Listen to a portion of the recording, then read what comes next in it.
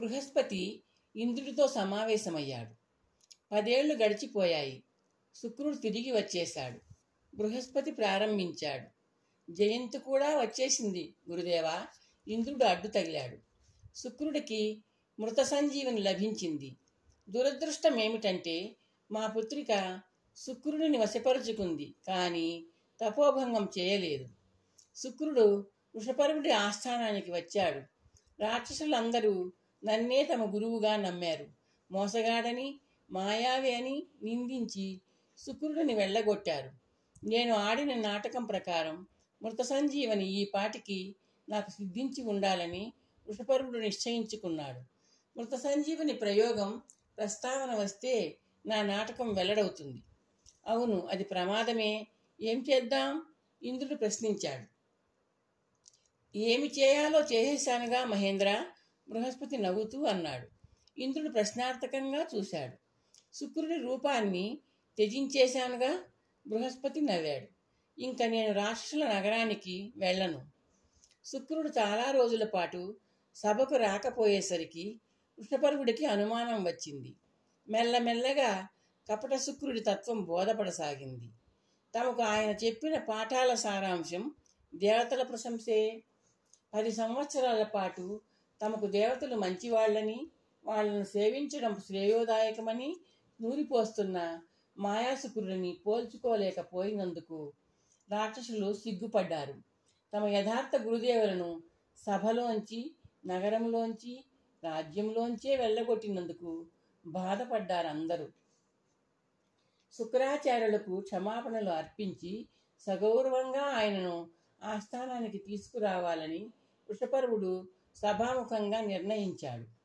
ఆశ్రమానికి వచ్చి క్షమాపణలు కోరిన వృషపర్వుడి మీద, ఇతర రాక్షస ముఖ్యుల మీద శుక్రుడు ఆగ్రహంతో చిందులు వేశాడు.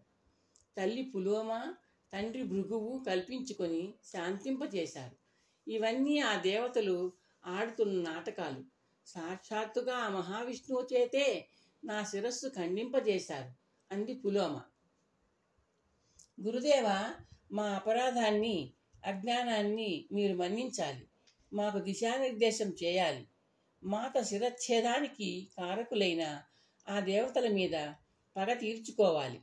వృషపర్వుడు ప్రాధేయపడుతూ అన్నాడు. దయచేసి అసుర గురు పదవిని స్వీకరించండి. శుక్రుడు అంగీకరించాడు.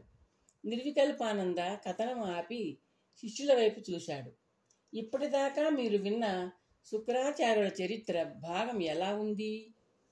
ఉత్కంఠను రేకిస్తూనే ఉంది గురువుగారు, శివానందుడు అన్నాడు. వినే కొద్దీ ఇంకా వినాలన్న కుతూహలాన్ని, ఆతృతను కలిగించే కథ అది, సదానందుడు అన్నాడు. ముందు ముందు కూడా అంతే నాయన. శుక్రాచార్యుడి చరిత్ర పూర్తిగా చిత్రాతి చిత్రమైన సన్నివేశాల సమాహారం. వివాహానంతరం ఆయన జీవితంలో ఆసక్తి కలిగించే సంఘటనలు అనేకం జరిగాయి. గురువుగారు శుక్రాచార్యుడు జయంతిని పంపివేశారు కదా, ఆ తరువాత ఎవరిని పెళ్లి చేసుకున్నారు? చిదానందుడు అడిగాడు. ప్రియవ్రతుడు సురూప దంపతుల పుత్రిక అయిన ఊర్జస్వతి అనే యువతితో ఆయన వివాహం జరిగింది. ఆమెకు దేవయాని, అరజ అనే కుమార్తెలు, 4 కుమారులు కలిగారు. యుక్త వయస్కులైన 4 పుత్రులను ఆయన రాక్షసులకు పురోహితులుగా నియమించాడు. కుమార్తెలలో అరజ బాల్యం నుండే తాత్విక దృష్టి కలిగిన పిల్ల. యుక్త వయస్సు వచ్చాక ఆమె వివాహం పట్ల విముఖత చూపి తండ్రి అనుమతితో అరణ్యానికి వెళ్ళి తపస్సు చేయసాగింది. ఇక్ష్వాకుడి కుమారుడు దండుడు అనేవాడు ఆ రోజుల్లో రాజ్యపాలన చేస్తున్నాడు. అరణ్యానికి వేటకు వెళ్ళిన దండుడు అక్కడ సౌందర్య రాశి అయిన అరజ మీద అత్యాచారం చేశాడు. ఆమె కేక విన్న శుక్రుడు అక్కడికి చేరుకొని అరజ ద్వారా ఆమెకు జరిగిన అన్యాయాన్ని తెలుసుకున్నాడు. ఆగ్రహంతో ఊగిపోయాడు. 5 రోజులలోగా అగ్నివర్షం కురిసి దండుని రాజ్యం సర్వనాశనం అయిపోయి అరణ్యంగా మారిపోతుందని శపించాడు. ఆయన శాపం నిజమైంది. ఎడతెరిపి లేకుండా కురిసిన అగ్నివర్షంలో దండుని రాజ్యం బూడిదైపోయింది. కాలక్రమాన అక్కడ అరణ్యం ఏర్పడింది. దండరాజు దండుని రాజ్యం బూడిదైపోయింది. దండరాజు పేరును గుర్తు చేస్తూ ఆ అరణ్యం దండకారణ్యం అయింది. నిర్వికల్పానంద ఆగాడు. అయితే దండకారణ్యం ఏర్పడడానికి కారకుడు శుక్రుడు అన్నమాట. సదానందుడు అడిగాడు. అవును, శాపానుగ్రహ సమర్థుడు కదా ఆయన. మృత సంజీవని విద్యను శుక్రుడు వినియోగించాడో లేదో మీరు వినలేదు, వినండి అంటూ ప్రారంభించాడు నిర్వికల్పానంద. శ్రీ మహావిష్ణువు చేత తన తల్లికి శిరచ్ఛేదం చేయించిన దేవతల మీద ప్రతీకార వాంఛ రగులుకుంది శుక్రుడిలో. దేవతల మీద దండయాత్రకు రాక్షసులను తరచుగా ప్రేరేపించడం ప్రారంభించాడు. యుద్ధంలో మరణించే రాక్షస వీరుల్ని మృత సంజీవని ప్రయోగంతో పునరుజ్జీవితులను చేస్తూ రాక్షసుల ధైర్యాన్ని ఇనుముడింప చేయసాగాడు. హతమార్చబడిన రాక్షసులు మళ్లీ మళ్లీ జీవిస్తూ యుద్ధంలో రెచ్చిపోతూ ఉండడంతో దేవతలు భయభ్రాంతులైపోయారు. చీటికి మాటికి దేవతలతో తలపడటం రాక్షసులకు ఒక క్రీడలా మారిపోయింది. ఇంద్రుడు, బృహస్పతి ఆలోచనలో పడ్డారు. గురుదేవ, ఎంతకాలం ఈ పరాజయ పరంపర?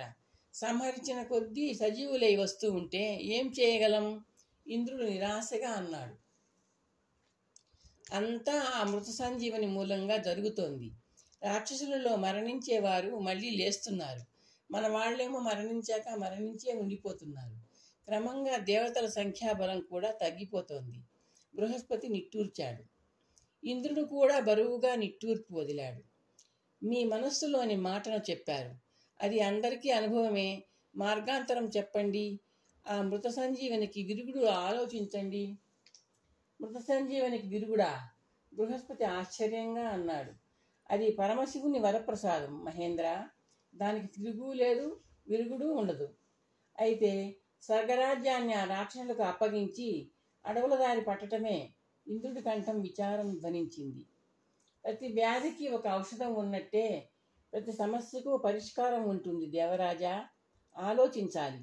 దేవగురువు చిరునవ్వుతో అన్నాడు. ఆలోచించండి, ఇంద్రుడు విసుగ్గా అన్నాడు. మార్గాంతరం ఒక్కటే ఉంది. బృహస్పతి సాలోచనగా అన్నాడు. మృత సంజీవని లాంటి విద్యను మనము సంపాదించడమే. ఇంద్రుడు కళ్ళు చిట్లించాడు. మృత సంజీవనినే సాధిస్తే కత్తికి కత్తితో, గడకు గడతో సమాధానం చెప్పినట్టుంటుంది.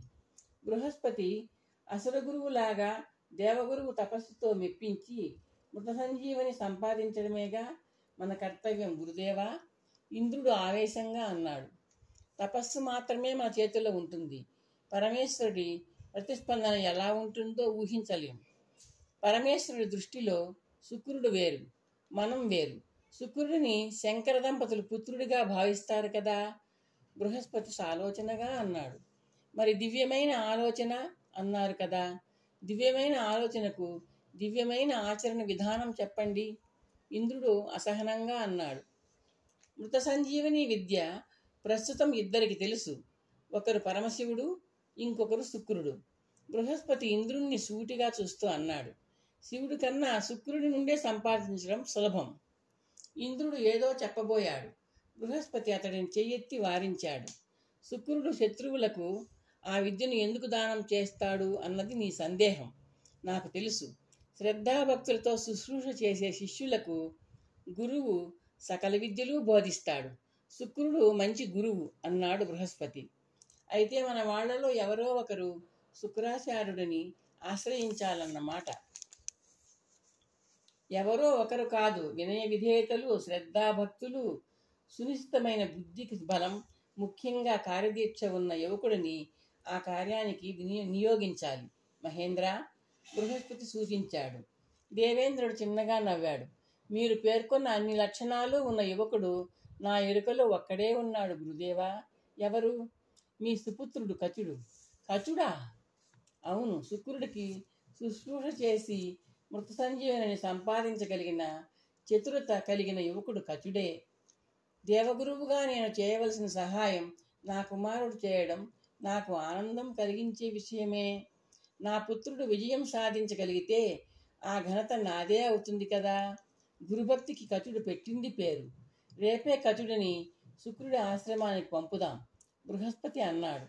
ధన్యుణ్ణి గురుదేవా. కుమార కచుడి వద్దకు మనం ఇప్పుడే వెళ్ళాలి.